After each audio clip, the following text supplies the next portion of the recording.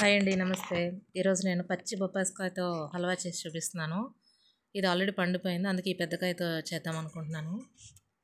పచ్చిగానే ఉండాలి, అంటే పండుతో కన్నా పచ్చిది బాగుంటుంది. దీనికి ప్రిపేర్ చేద్దాం. ముందు ఒక లీటర్ పాలు తీసుకున్నాను, దాన్ని బాగా మరిగించి 1/2 లీటర్ అయ్యే వరకు చేసుకోవాలి దీన్ని.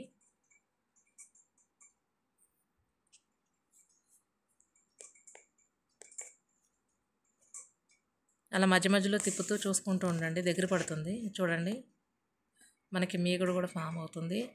అంటే హల్వాలోకి చాలామంది స్వీట్లెస్ కోవా ఒకటి వేస్తారు. నేనైతే పాలు వేస్తాను, మరిగించి పాలతో బాగుంటుంది టేస్ట్. ట్రై చేయండి ఒకసారి.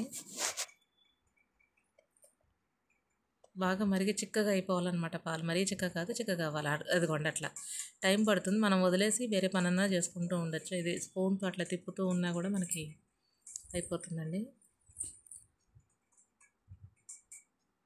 ఇది ఆల్రెడీ మనకి రెడీ అయిపోయింది. ఇది పక్కన పెట్టేసుకుందాం. ఇప్పుడు పచ్చిపప్పు చూపించాను కదా, కాయ అదంతా పీల్ చేసేసుకొని అలా పెట్టుకున్నాను. నేను తురుముకుంటాను. అట్లా తురుముకునేది పెట్టుకున్నాను. మంచిగా అంతా క్లీన్ చేసేసుకొని పెద్ద హోల్స్లో ఉన్న దాంట్లో అది చేసుకుంటాను. ఇవి గింజలు తీసేయాలండి, క్లీన్ చేసుకొని. చూసారా, లోపల కూడా అక్కడక్కడ పండు ఉంది. పచ్చికాయల మీద చేస్తేనే బాగుంటుంది. సగం తురుకున్నాను, ఈ సగం కూడా ఇట్లా తురిమేసుకుంటాను, పని అయిపోతుంది.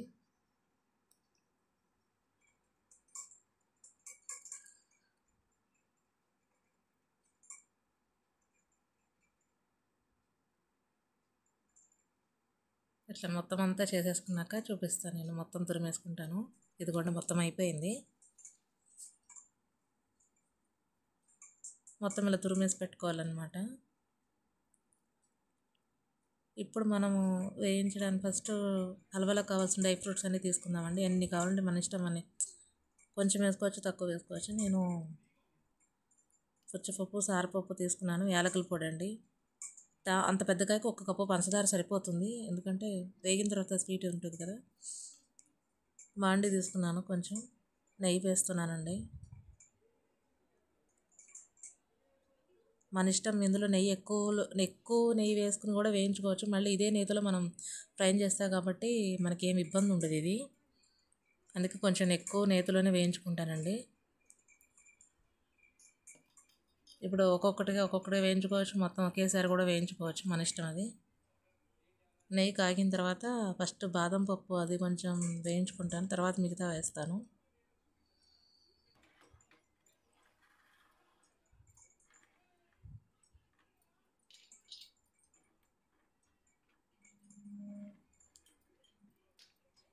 బాదం పప్పు వేయించేసుకున్నాక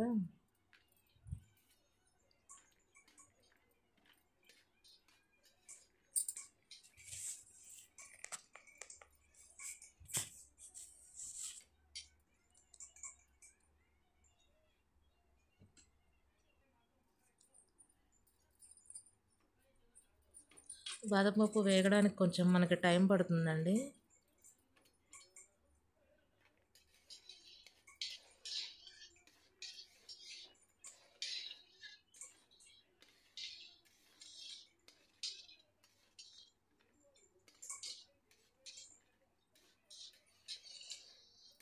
నేను సిమ్లోనే పెట్టి వేయించుకుంటున్నాను, హైలో పెడితే మాడిపోతాయని. అందుకే కొంచెం స్లోగా అవుతుంది అది.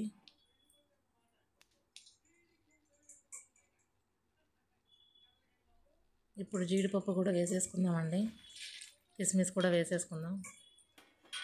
ఇవి తొందరగానే మనకి ఫ్రై అయిపోతాయి.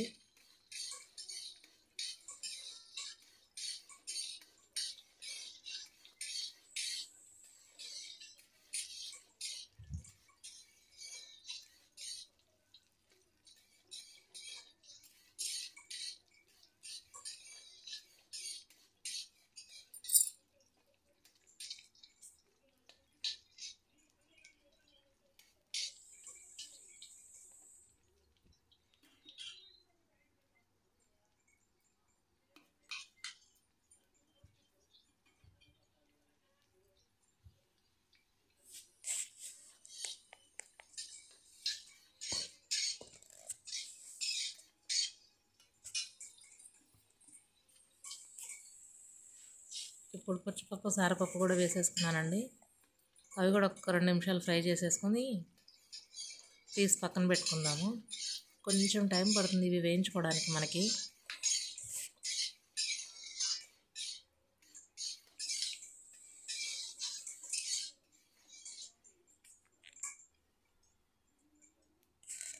ఎక్కువ మరి ఎర్రగా వేగక్కర్లేదు, మీడియంగా వేగితే చాలండి. మామూలుగా తీసుకొని ప్లేట్లో పెట్టేసుకుంటాను మొత్తం. ఇదిగోండి అయిపోయింది. దీన్ని పక్కన పెట్టేసుకుందాం. ఇప్పుడు మనం ఇందులోనే కొంచెం నెయ్యి వేసుకుందామండి. ఎందుకంటే అది తురిమిందంతా వేయించాలి కదా. కొంచెం నేతిలో బాగా వేగితే పచ్చివాసన పోతుంది మనకి. మొత్తం వేసేస్తున్నాను చూడండి. మొత్తం పెద్ద కాయ అది చేశాక ఎంత అవుతుందో చూడండి, కొంచెం అవుతుంది అది. టేస్ట్ అయితే చాలా బాగా వచ్చింది.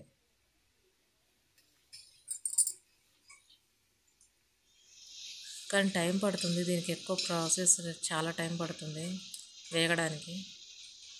మనం ఇలాంటిది ఒక పెద్ద బాండి పెట్టేసుకుని మధ్య మధ్యలో కలుపుకుంటూ ఉండొచ్చండి. కలుపుతూ ఉండక్కర్లేదు. మధ్య మధ్యలో ఒక 2 నిమిషాలకి 3 నిమిషాలకి మాడిపోకుండా తిప్పుకుంటూ ఉంటే చాలు మనకి. అంతేనండి. మూత అయితే పెట్టకూడదు. అంటే ఇప్పుడు పెడితే వెంటనే అందులో ఆవిరి పడి నీళ్ళకి ఇదైపోతుంది. మూత పెట్టకుండానే మధ్య మధ్యలో తిప్పుకుంటూ ఫ్రై చేసుకుంటూ ఉండండి అలాగా. అది అలా చేసుకోండి. చూడండి మళ్ళీ మధ్యలో తర్వాత ఇట్లాగా ఒక 2 నిమిషాలు 3 నిమిషాల తర్వాత ఎట్లా అయింది, అప్పటికి ఇప్పటికి కొంచెం మెత్తబడింది.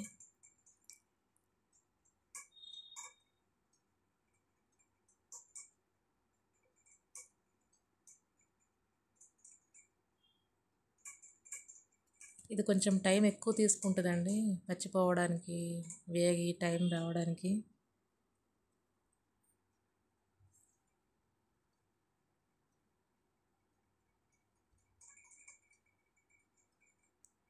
ఇప్పుడు మళ్ళీ 2 నిమిషాలు అయిన తర్వాత మళ్ళీ ఒక 5 నిమిషాలు అయ్యాక చూద్దాము. చూడండి మళ్ళీ అప్పటికి ఇప్పటికి చూడండి ఎట్లా ఉందో. మనకి మగ్గే కొద్దీ దగ్గరికి పడుతుంది కాబట్టి కొంచెం అవుతుంది అది. అంత పెద్దగా ఎట్లా అయింది, కొంచెం అయింది. పచ్చి బొప్పాయి పండులో ఎన్ని విటమిన్స్ ఉంటాయి, పండు దాంట్లో ఎలా ఉంటాయో పచ్చి దాంట్లో కూడా అన్నీ ఉంటాయండి. అందుకే పచ్చి వాటితో కూడా కూర చేసుకోవచ్చు, అట్లా ఇలా స్వీట్ చేసుకోవచ్చు. ఇప్పుడు సగం మగ్గగానే నేను ఇందాక మనం ఫస్ట్లో పాలను మరిగించి పెట్టుకున్నాం కదా, అది మొత్తం అందులో వేసేసాను. అంటే ఆ చిక్కటి పాలకి అది ఉడుకుతుంది మనకి బాగా చక్కగా. అదంతా పాలలో అదంతా ఎలాగో సగం ఫ్రై అయిపోయింది అది ఆల్రెడీ. కొంచెం అది మెత్తబడింది. ఇంకొంచెం మెత్తబడడానికి మనం ఈ పాలలో వేసి తిప్పేసి వదిలేసామనుకోండి, ఆ పాలకి అది చక్కగా మీరే చేసుకుంటే మీకు తెలుస్తుంది. అది పాలు వేసిన తర్వాత కోవా టైప్ వస్తుంది. అప్పుడు మనం స్వీట్లెస్ కోవా వేయాల్సిన అవసరం ఉండదు, పాలు వేసుకోవచ్చు అనమాట. అట్లా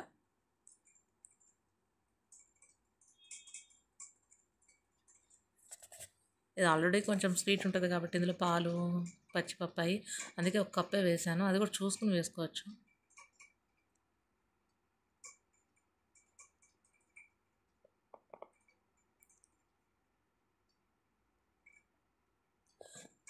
ఒక 2 నిమిషాలు చూసుకుంటూ ఉండాలి. అయిపోయింది, కొంచెం అయిందండి. ఇప్పుడు పంచదార వేసాక పంచదారలో కూడా మళ్ళీ ఉడుకుతుంది చూడండి. ఇప్పుడు కప్పు పంచదార వేసేద్దాము. ఫస్ట్ సరిపోదేమో అనుకున్నాను, ఇంకా ఎందుకు డౌట్ వచ్చి మొత్తం వేసేసాను. మళ్ళీ వేసాను చూడండి.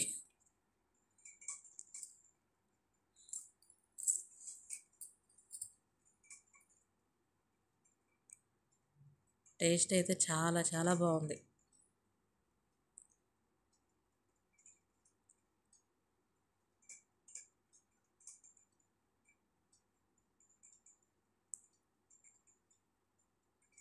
చూడండి ఇప్పుడు పాలకి మళ్ళీ పంచదార వేసాక ఆ వాటర్కి ఎలా ఉడుకుతుందో చూడండి.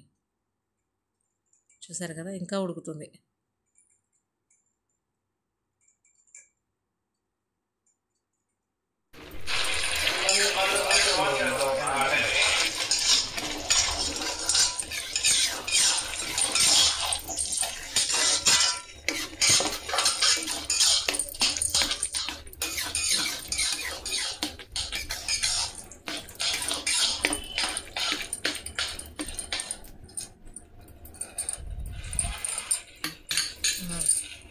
చెప్పాను కదా ఇందాక పంచదార సరిపోలేదు, మళ్ళీ పంచదార వేసాను.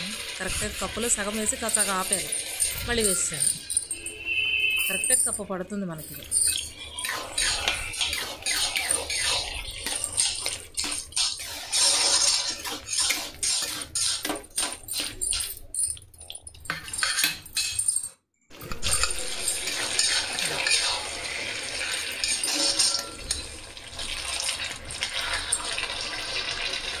చూడండి అయితే వచ్చింది, దగ్గరికి వచ్చింది మనకి.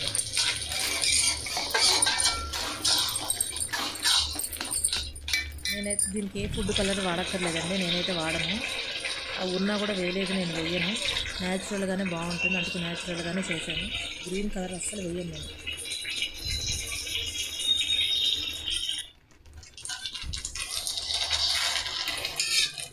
చూడండి వాటర్ ఎలా వేస్తున్నాను, పంచదార వాటర్ పాలది కలిపి మిక్స్ అయ్యి అట్లా వస్తుంది.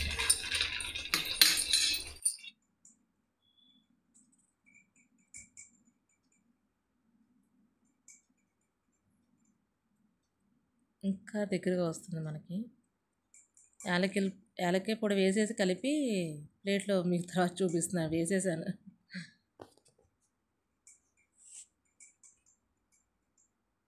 యాలక్కాయ పొడి కూడా వేసుకుంటేనే చాలా బాగుంటుంది, టేస్ట్ ఉంటుంది.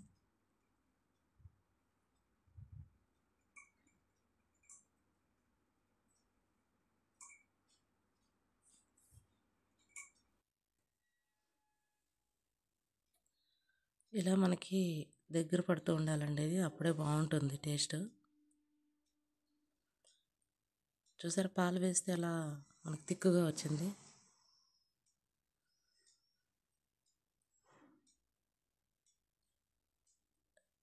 గట్టిగా కూడా అవుతుంది, ఇది దగ్గర పడిపోతుంది, బాగుంటుంది టేస్ట్. ఇది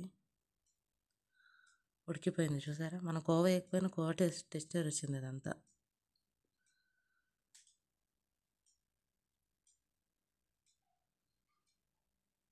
చూడండి దగ్గరికి వచ్చేసింది, అయిపోయింది మొత్తం.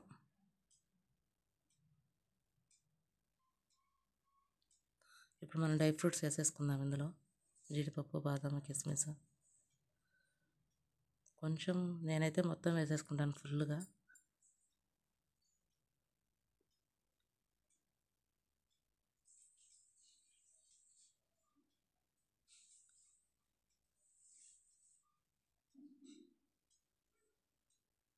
మిగతావి కూడా వేసేసుకుంటాను, మొత్తం ఫుల్గా ఉంటుంది. కొంచెం కావాలంటే కొంచెం వేసుకోవచ్చు, నేనైతే కొంచెం ఎక్కువ వేసుకున్నాను.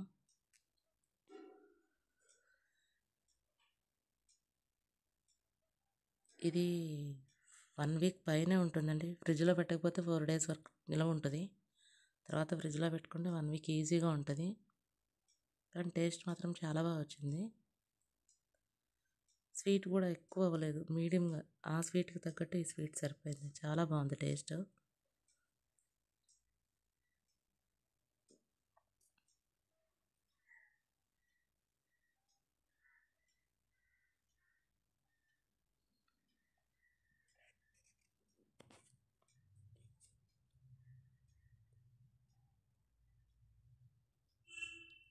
చూడండి గట్టిగా హల్వాలాగా గట్టిగా వచ్చింది.